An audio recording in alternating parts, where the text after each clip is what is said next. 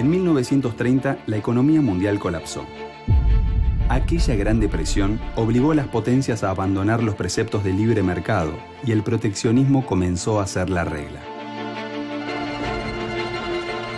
Los países del viejo continente europeo dejaron de comprarnos bienes primarios, poniendo en jaque al modelo agroexportador que desde 1880 imperaba en la Argentina. Un país que no podía colocar sus productos primarios en el exterior, tampoco podía obtener las divisas para comprar los bienes importados que necesitaba. Aquella fórmula que lo había convertido en el granero del mundo, ya no podía colmar la demanda interna. Era necesario un cambio profundo y estructural.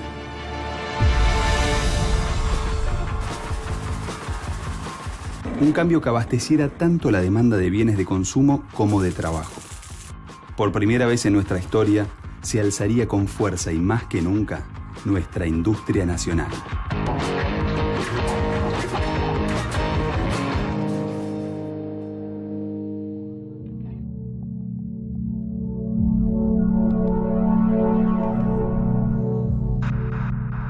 La crisis económica mundial de 1930 trajo muchos cambios,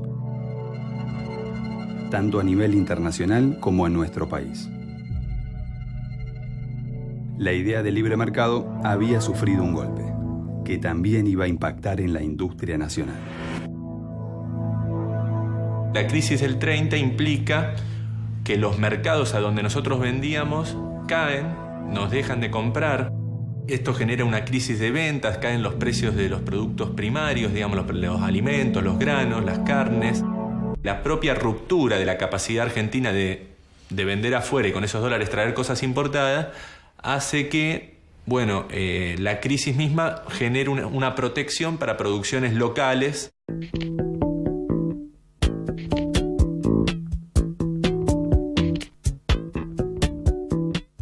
Esa industrialización por sustitución de importaciones tiene su propia dinámica y su propia lógica. No es posible comenzar por producir todo, sino que se comienza a producir los bienes más sencillos que antes se importaba. Alimentos, textiles, industrias básicas, digamos, que se suele llamar de fácil sustitución. Por ejemplo, la producción de petróleo, la refinación de petróleo, la de productos metalmecánicos, de bienes de tecnología relativamente sencilla. No estamos hablando nunca de productos muy sofisticados, ¿no? Lo que se denominan productos de consumo final no durables.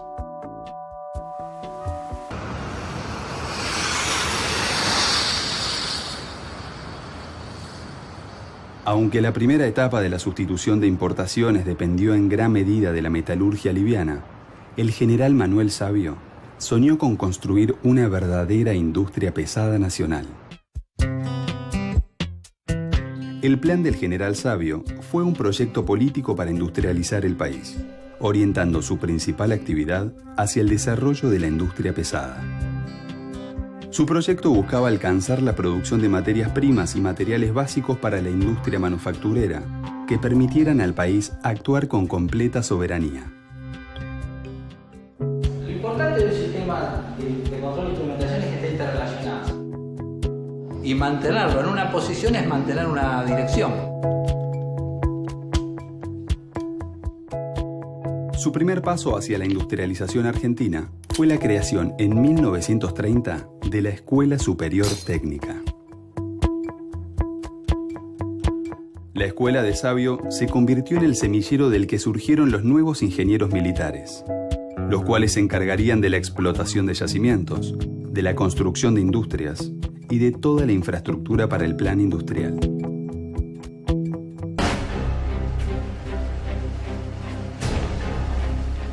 Hacia el año 1939, la Segunda Guerra Mundial otorgaría un nuevo impulso a nuestra economía, consolidando a la industria argentina como uno de los sectores más importantes del entramado productivo local. Las potencias dejan de vendernos productos industriales porque reconvierten toda su industria a una industria belicista, pero nos siguen comprando granos, lo que genera que sea una sustitución de importaciones ya en un marco de expansión económica. La guerra va a consolidar ese desarrollo industrial que se venía dando a los ponchazos en la década del 30.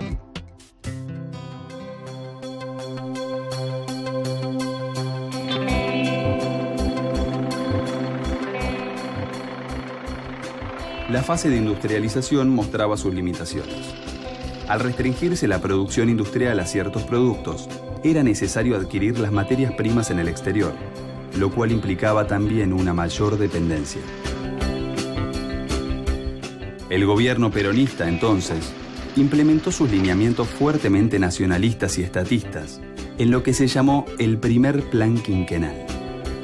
Se planifica, entre otros, la construcción de diques, permitiendo la realización de obras de riego, también de la instalación de usinas hidroeléctricas.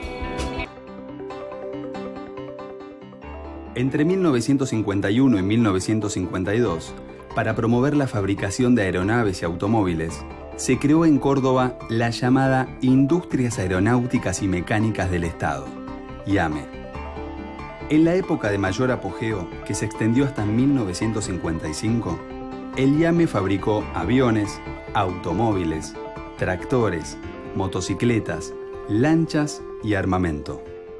La industria automotriz avanza y también todas las industrias vinculadas a esos nuevos artículos electrodomésticos en general que se consumían en los años 50, ¿no? Diríamos las radios, la industria electrónica comienza lentamente a desarrollarse en esos años y adquieren volúmenes bastante apreciables. Es de todas maneras una industria todavía centrada en el mercado interno y ese es tal vez su principal dilema, porque la industria argentina operaba a costos relativamente altos y porque no podía entonces conquistar mercados en el extranjero y dependía en consecuencia de las divisas generadas por el sector agrario.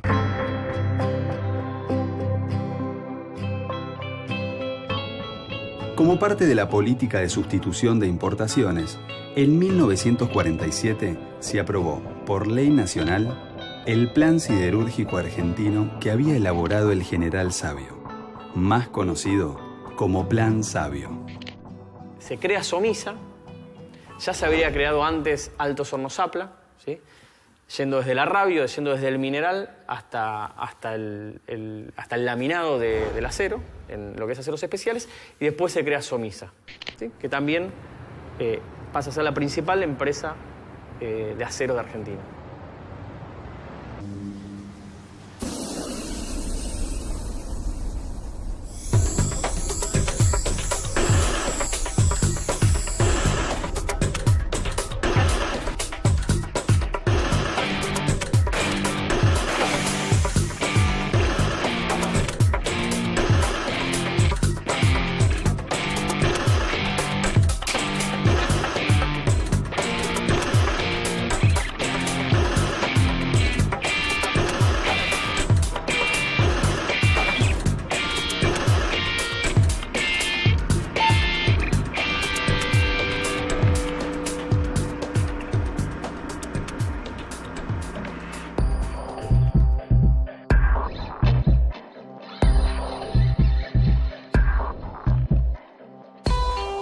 Otra de las empresas estatales clave que surgió como parte del plan industrial fue Astilleros y Fábricas Navales del Estado, integrada por el astillero Río Santiago y la Fábrica Naval de Explosivos Azul.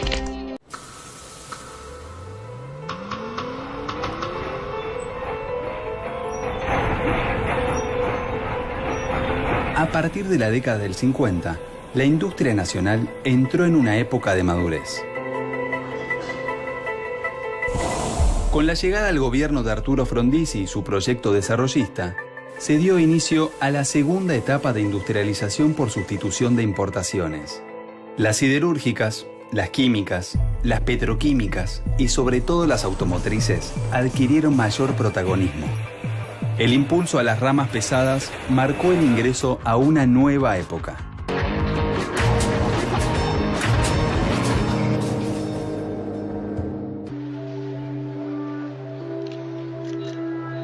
El triunfo de Arturo Frondizi en las elecciones de 1958 puso fin a la dictadura de la Revolución Libertadora.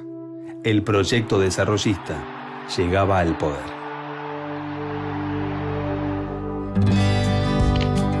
Era el comienzo de una nueva etapa, la segunda industrialización por sustitución de importaciones.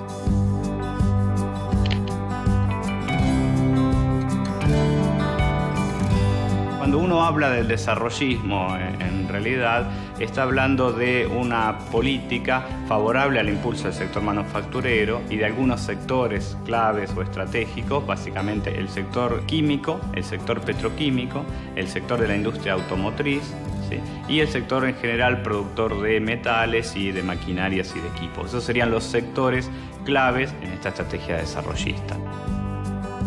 Y como ellos tenían la idea de que el ahorro argentino era insuficiente, necesitaban que entren capitales extranjeros que podían traer las divisas, pero también el conocimiento técnico y tecnológico para desarrollar y comercializar esas industrias, que algunas eran nuevas incluso en el país.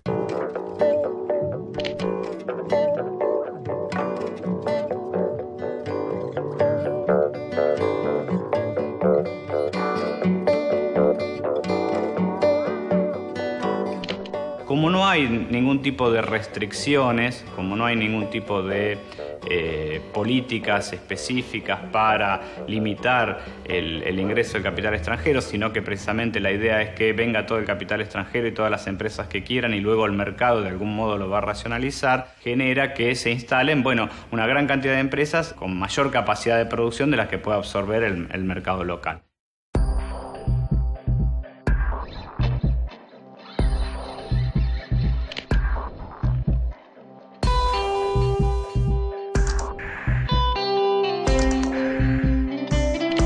El proyecto del polo petroquímico elige Bahía Blanca como un punto estratégico, principalmente porque es un nodo gasífero importante. En Bahía Blanca convergen dos de los gasoductos principales de la República. El otro aspecto también es la disponibilidad de energía. Y un tercer elemento no despreciable es la disponibilidad de un puerto importante que nos permite realizar las exportaciones con total comodidad.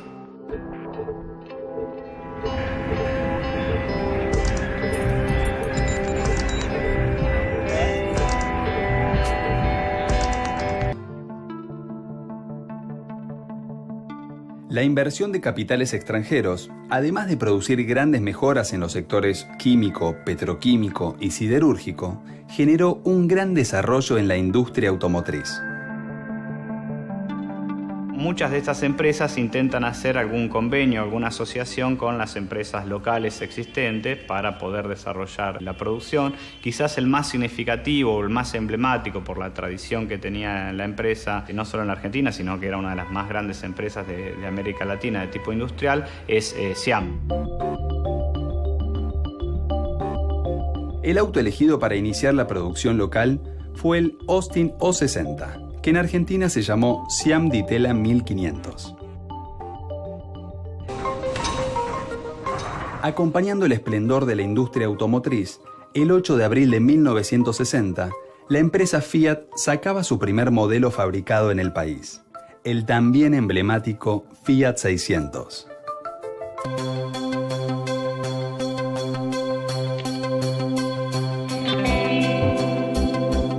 Fiat se convierte en poco tiempo en uno de los grupos industriales más importantes, era el grupo industrial privado más importante del país. Producía autos, producía camiones, producía material ferroviario, grandes motores diésel, tractores, cosechadoras, en plantas dispersas en la provincia de Córdoba principalmente, Santa Fe y la provincia de Buenos Aires.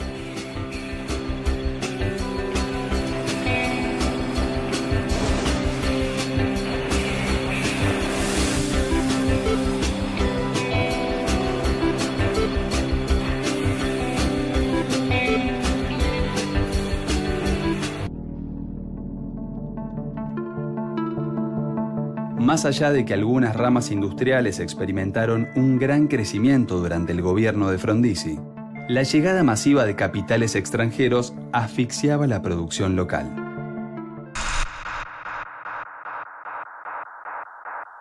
Hubo una corriente de liberalización, ya no pudo competir. O sea, las empresas que habían crecido como Siam al amparo del proteccionismo, primero de la Segunda Guerra Mundial y después del peronismo, cuando, esta es una imagen de mi viejo, cuando les sacaron la carpa del circo en la cual vivían, eran como los animales del circo que de pronto se encuentran con que tienen que pelear con los animales de la selva y ahí no tuvieron chance.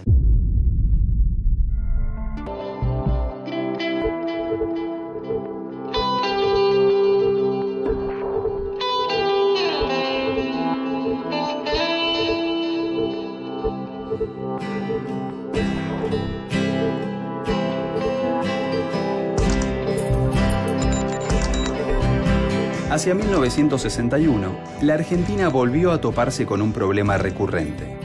Las exportaciones seguían concentradas en productos primarios, mientras que el crecimiento industrial requería una mayor importación de productos, destinados a continuar el proceso productivo.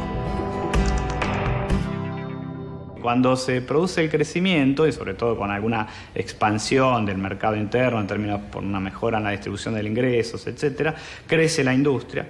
Y la industria requiere insumos y maquinarias que no se producen localmente. Entonces, las importaciones son mayores que las exportaciones. ¿Cuál es la respuesta de la política económica? Que la hace el peronismo y la hacen todos los gobiernos en adelante. Básicamente, apostar a la devaluación.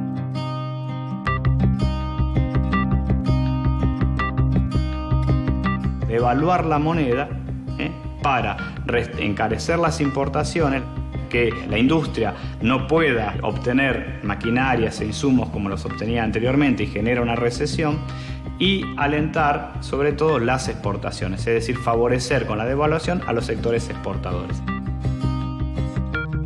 Esto permite, en un relativo corto plazo, que las exportaciones crezcan, que las importaciones decrezcan y por lo tanto otra vez renovar la etapa de auge o de crecimiento económico. Todas las políticas económicas, desde el peronismo en adelante, el desarrollismo, intentan resolver ese dilema de la economía argentina.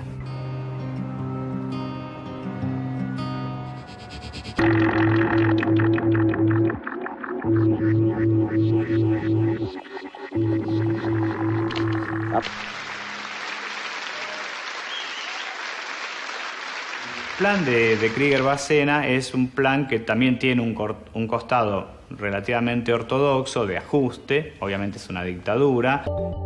Paralelamente, lo que Krieger-Bacena hace es aplicar retenciones a los exportadores tradicionales, al campo, a los terratenientes, a los productores rurales, para, financiarse. Y con esta financiación del Estado encara una serie de políticas clave en torno a la infraestructura, el desarrollo energético, el desarrollo de caminos, etcétera, para ganar en eficiencia y en competitividad a otros sectores de la economía y básicamente el sector industrial.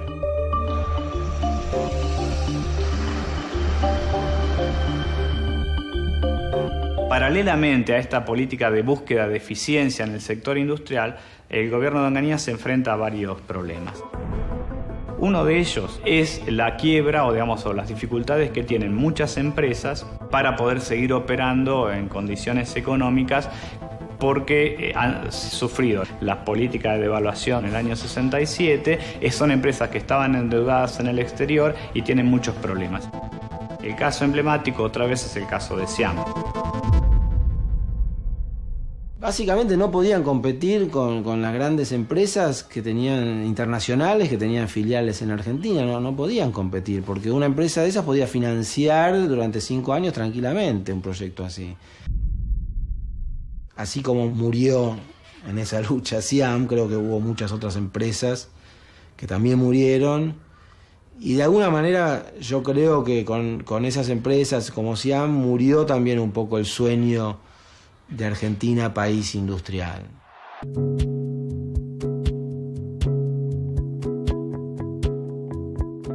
A principios de la década del 70, la actividad industrial de las empresas estatales se concentraba en la producción de bienes de capital y bienes intermedios. Las empresas extranjeras se concentraron en la producción de bienes de consumo durable, en bienes de capital y bienes intermedios.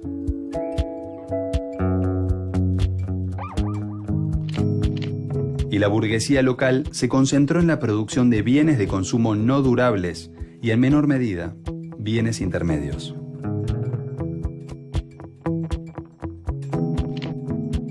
En En este panorama, la industria nacional estaría a la espera de una política estatal que la acompañe.